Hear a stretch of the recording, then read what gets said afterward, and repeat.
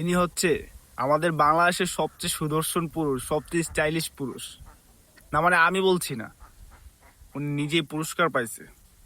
আমাদের দেশের হচ্ছে খ্যাতিমান তারকারা, খ্যাতিমান বিচারকেরা ওনাকে বাংলাদেশের সবচেয়ে স্টাইলিশ পুরুষের তকমা দিয়েছে।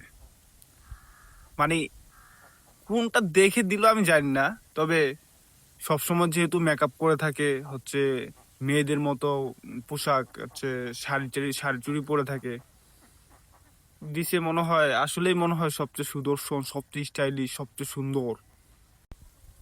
ওনাকে কোনটা দেখে দিল সেটা তো জানি না, তবে আমাদের এদিকে ওনার মতো হচ্ছে এরকম লিপস্টিক, তারপর হচ্ছে মেকআপ করে থাকলে বা হচ্ছে এরকম ভাবে থাকলে এদেরকে আমরা হিজড়া বলি আর কি। তবে এনাকে দিল হচ্ছে বেস্ট স্টাইলিস্ট মেল বাংলাদেশ। কোনটা দেখে দিল জানি না, তবে আমাদের এদিকে এরকম ভাবে থাকলে হিজড়া বলে, থার্ড জেন্ডার।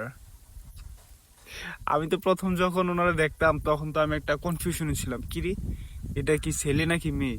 ওমা, কালকে দেখি ওনারে দিছে বেস্ট স্টাইলিশ পুরুষ, মনোনীত করছে ওনাকে, আবার পুরস্কারও পাইছে। কয়েকজনে মিলা কি সুন্দর ভালোবাসা দিয়ে পুরস্কারটা দিল গো। এই হলো এই হচ্ছে বাংলাদেশের অবস্থা। তার মানে হিজড়া মতো থাকতে হবে বেস্ট পুরুষের তকমা পেতে হলে।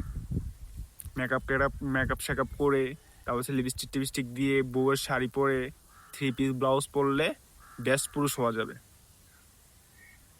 বুঝলাম।